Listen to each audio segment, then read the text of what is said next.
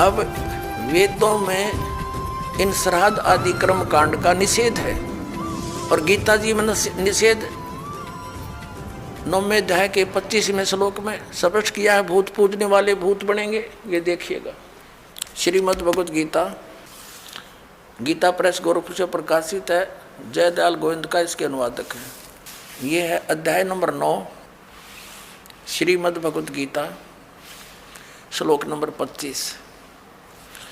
देवताओं को पूजने वाले देवताओं को प्राप्त होंगे, पितरों को पूजने वाले पितरों को प्राप्त होते हैं और भूतों को पूजने वाले भूतों को प्राप्त होते हैं और मेरा पूजन करने वाले मुझको ही प्राप्त होते हैं। गीता जी अध्याय नंबर 16 के और श्लोक नंबर 23 में कहा है कि अर्जुन, जो शास्त्र विधि को त्याग कर मनमाना आचरण करते हैं, यानी जो पवित्र सदग्रंथों में वे ऑफ वर्शिप नहीं लिखी है, साधना की विधि, और उसके आधार से जो भक्ति करते हैं उनको कोई लाभ नहीं होता। देखिएगा, यह है श्रीमद् भगवत गीता अध्याय नंबर 16, श्रीमद् भगवत गीता अध्याय 16 का श्लोक नंबर 23। जो पुरुष शास्त्र विधि को त्याग कर अपनी इच्छा से मनमाना आचरण करता है वह न तो सिद्धि को प्राप्त होता है, न परम गति को और न सुख को ही। 24वें श्लोक में 16वें अध्याय के में कहा है, इससे तेरे लिए कर्तव्य और अकर्तव्य की अवस्था में जो कर्म करने चाहिए भक्ति के, जो ना करने चाहिए, शास्त्र ही प्रमाण है। किसी की दंत कथा पर विश्वास मत करना। ऐसा जानकर शास्त्र विधि से नियत यानी शास्त्रानुकूल कर्म ही करने योग्य हैं, यानी और कर्म नहीं करना। जो गीता में लिखा वही मंत्र जाप करना, उतनी ही क्रिया करना। अब ये श्राद्ध कितना आगे फिर अब आपको दिखाते हैं एक झलक पुराणों में क्या लिखा है। एक मार्कंडेय पुराण है। एक रुचि नाम के ब्राह्मण थे, ऋषि, और उसने वेदों को समझा पढ़ा कि मनुष्य जीवन, ये ज्ञानी आत्मा थे, कि मनुष्य जीवन केवल मोक्ष प्राप्ति के लिए प्राप्त होता है। इसलिए उसने ना तो विवाह कराया, ब्रह्मचारी पद पर रहते हुए 40 वर्ष की उम्र हो गई थी और अपना जंगल में वन में रहता था, कोई मकान झोंपड़ी भी नहीं डाल रखी थी। ये सोच करके मोक्ष प्राप्ति करानी है और ना क्या संग्रह करना है, 2 दिन का जीवन है। अब वो वेदों अनुसार साधना कर रहा था, रुचि ऋषि, और उसके जो पिताजी, दादाजी, परदादाजी, चौथा दादाजी वो मर चुके थे, वह भूत बन रहे थे और वो भी ऋषि थे, ब्राह्मण थे। उनने भी ये कर्मकांड करे और करवाए थे तो भूता बनेंगे वह। तो वो चारों दिखाई दिए और कहा, बेटा तूने विवाह क्यों नहीं करवाया? विवाह करवा के तुम हमारा श्राद्ध करता हैं और हमारी गति हो जाती। अब रुचि कहने लगा कि पितामहो, वेद में तो ये मना कर रखा है, ये श्राद्ध श्रुद्ध निकालना, ये कर्मकांड करना, ये तो मूर्खों का मार्ग है। और वो पितर भी कहते हैं, बेटा है तो ऐसा ही, इसमें कोई संदेह नहीं, मिथ्या नहीं है, सच्चाई है। लेकिन हमारा क्या होगा? अब तुम बाढ़ में जाओ, थारा क्या होगा? आप मरे, अरे पुत्र और मरवाने के लिए तैयार करे। या देखो मार्कंडेय पुराण, ये गीता प्रेस गोरखपुर से प्रकाशित है। ये गीता प्रेस गोरखपुर से प्रकाशित है।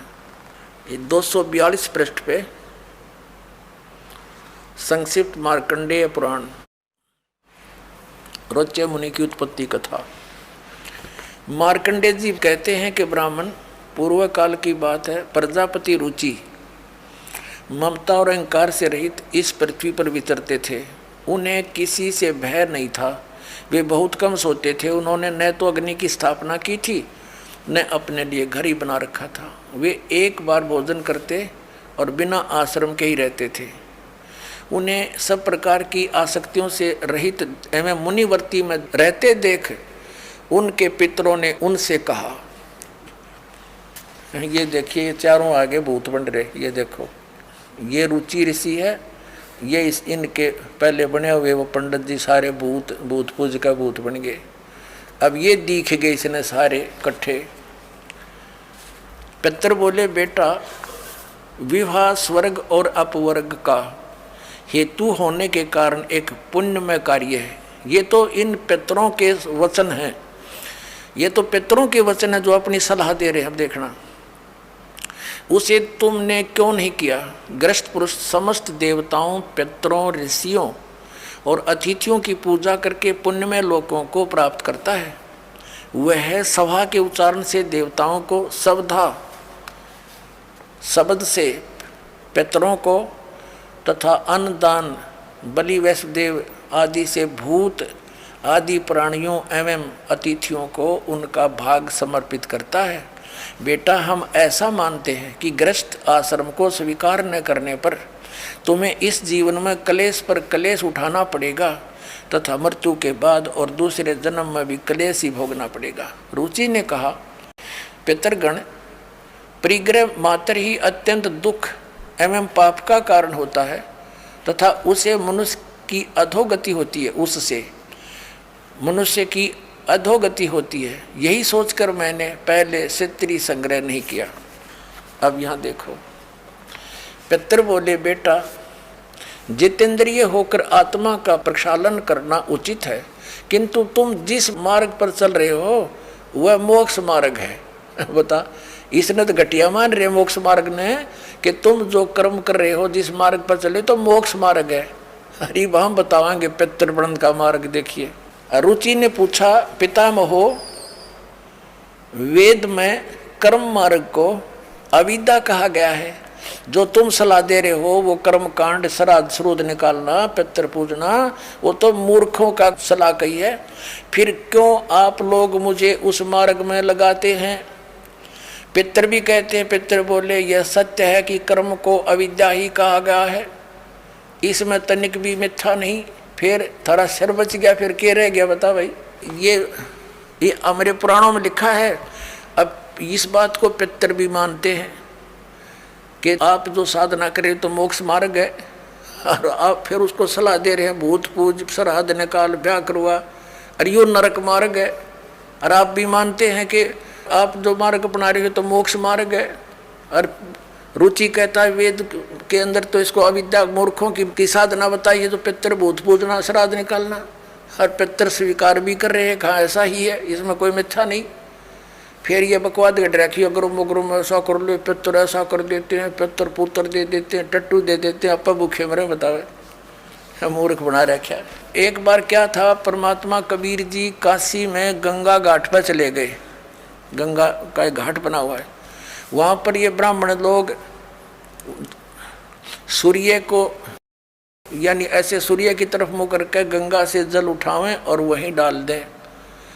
कबीर साहब बढ़कर उसमें गंगा में घुटनों पानी में और ऐसे नौकरन लगे गंगा के जल को, पटरी पर फेंक रहे पूरी स्पीड है। अब वो सारे पंडित जी अपना काम छोड़ कर कबीर साहब की ओर देखने लगे। कहने लगे, वो कबीर ये क्या कर रहा तू। कबीर जी बोले, आप क्या कर रहे हो। मैंने ना पूछा, तुम क्यों पूछ रहे हो मेरे से। पहले आप बताओ आप क्या कर रहे हो। कि हम अपने पितरों को स्वर्ग में जल भेज रहे हैं। ये हम यहाँ जल डाल रहे हैं ना, ऐसे मंत्र बोलकर, ऐसे सूर्य की तरफ मुकर के, ये वहाँ स्वर्ग में हमारे भूखे प्यासे पितरों को जल प्राप्त होगा।